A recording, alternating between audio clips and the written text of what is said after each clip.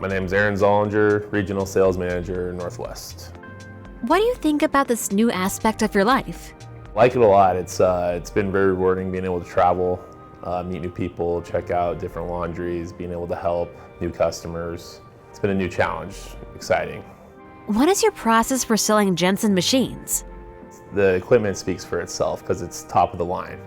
And so if you can just present it well and show the customer everything that the equipment can do and its abilities, the equipment speaks for itself. It's just our job of presenting it in the right way.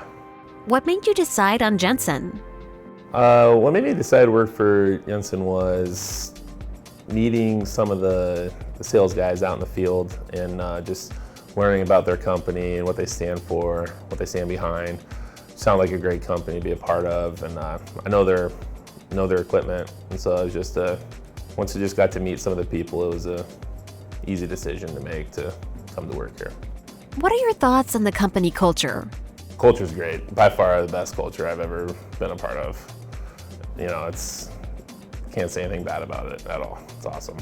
When did you know that this was the right place for you? I knew this was the right place for me to work when I had dinner with my boss, Mr. Stokes. That's when I knew this was the place.